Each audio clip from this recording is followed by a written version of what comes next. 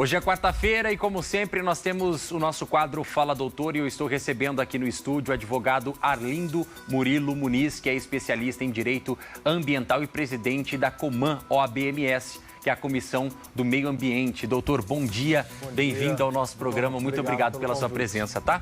Vamos bater um papo aqui então, doutor, falar um pouquinho de meio ambiente. Nós vamos mostrar aqui as perguntas que foram selecionadas pela nossa produção e a gente vai explicando para o nosso telespectador.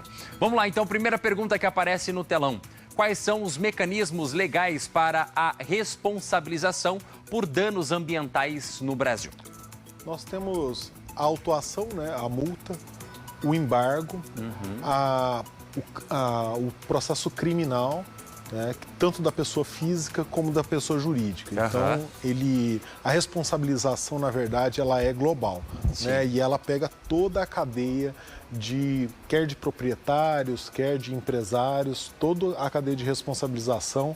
O direito ambiental ele é muito amplo na questão da responsabilização.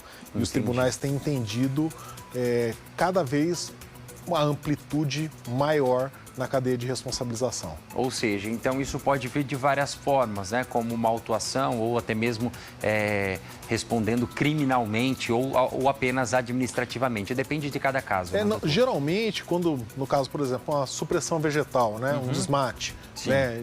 Ilegal, ele vem uma autuação, uma obrigação de reparar o dano, um embargo da propriedade, uma ação civil pública e uma ação penal. Então, assim, hoje não é recomendável de forma alguma proceder de forma irregular em matéria ambiental, porque a penalidade ela é muito severa. E fora os impactos extra-administrativos ou judiciais, que são a representação moral da empresa ou da fazenda ou qualquer tipo de empreendimento que você tem com o público, né? Então você fica com uma pecha de não cumpridor, de não respeitar o meio ambiente. Então, né, ele gera um dano ambiental moral significativo e, além disso, ainda tem os embargos, né? Que são significativos. Certo. Vamos para a próxima pergunta, então, aqui no nosso telão.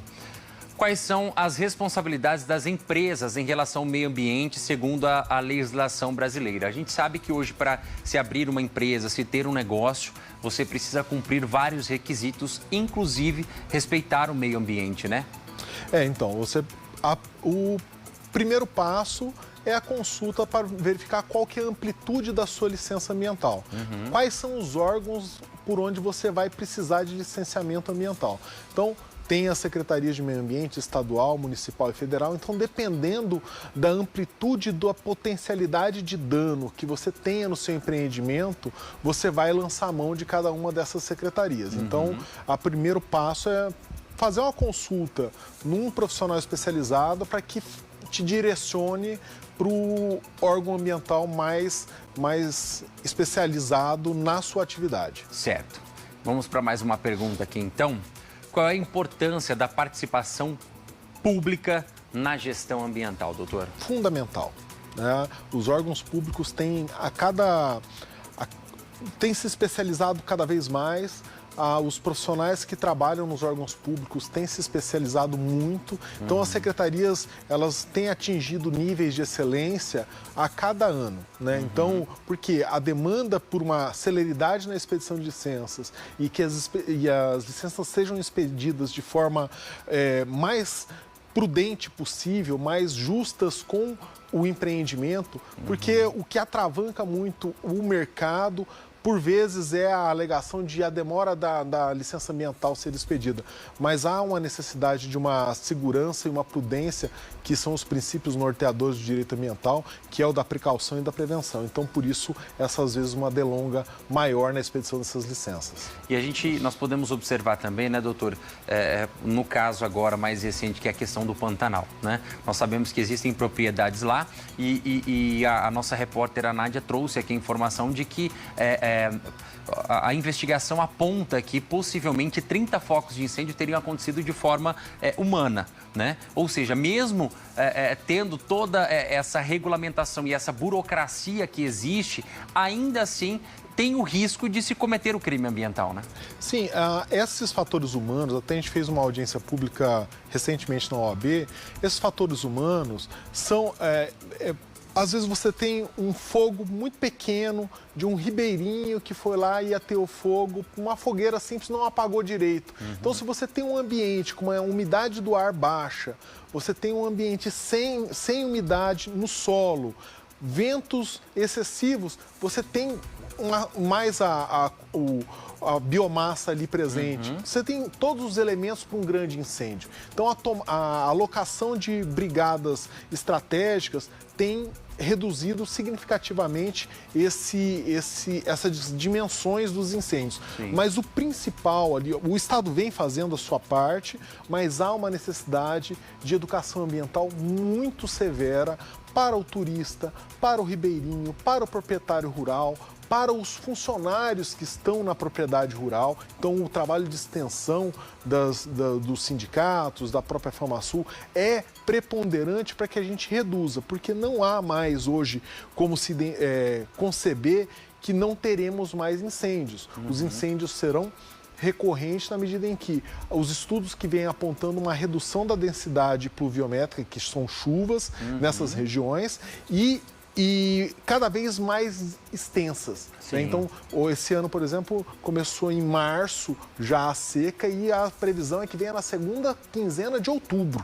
A chuva. Então, assim, a seca ela é previsível e os incêndios também. Ou seja, até essa mudança de comportamento, né, doutor, em relação ao meio ambiente, nós precisamos também mudar o nosso comportamento, né? E até as políticas públicas, elas precisam ir se adequando, justamente como o senhor disse, em questão de orientar os ribeirinhos, os turistas, as pessoas que trabalham, que frequentam esses ambientes que talvez há 5, 10 anos atrás não precisavam, porque estava dentro de um cronograma tido como normal de um comportamento, mas hoje a realidade ela é completamente diferente. Né? Nessa audiência pública, o secretário Jaime Verruc estava relatando um peão de uma fazenda foi queimar um montinho de folha, certo? Bateu um vento, voou uma folha para o mato e queimou-se 100 mil hectares. Meu Deus. Entendeu? Então, assim, um ato singelo de uma pessoa com pouca instrução gerou um dano absurdo, sem a menor intenção, por óbvio, né? Mas é uma cultura que tem que ser extirpada dessa localidade. Então, neste período, não se pode atear fogo em absolutamente nada. Ou seja, o crime ambiental ele pode acontecer, como o senhor disse, de forma talvez ingênua, por falta de informação, ou com intenção criminal mesmo, falar assim, olha, eu não ligo para o meio ambiente, vou tacar fogo e eles que se virem, né? Sim, é muito raro a gente encontrar um posicionamento de uma empresa, de um proprietário que ateie fogo na sua propriedade com o intuito de fazer limpeza hoje, né? Por quê? Porque os custos são altos de cerca, arame, etc. Então, os custos são muito altos. Então, não creio que seja alguma coisa voluntária.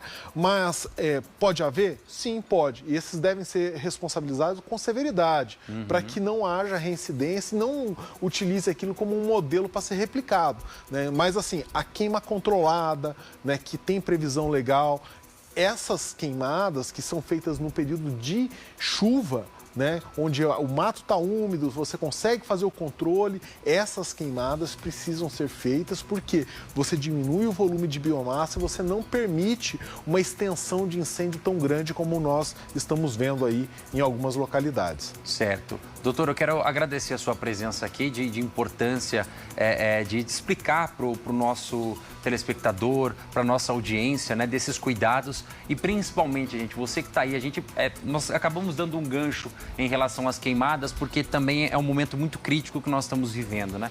Então, não vá atear fogo aí no quintal da sua casa, não é? Às vezes junta aquele monte de lixo, quer colocar fogo, né? Como o doutor Arlindo Murilo Muniz disse, às vezes um vento que bate leva um pedacinho de faísca por um quintal do outro vizinho ou para uma mata que existe próxima e aí o fogo toma conta e não consegue controlar, né? Então ficar esse alerta também, né, doutor, para quem mora na cidade, para evitar o máximo possível de ir até a fogo. Sim, no campo e na cidade, porque a gente tem também uma contaminação ambiental do ar muito severa e a gente tem crianças que são mais sensíveis e vão ser acometidas ali dessa irregularidade. Com certeza, doutor. Muito obrigado pela sua presença. Muito obrigado, aqui, viu? Tá? Bom, nosso quadro retorna então na próxima quarta-feira. Nosso quadro Fala Doutor.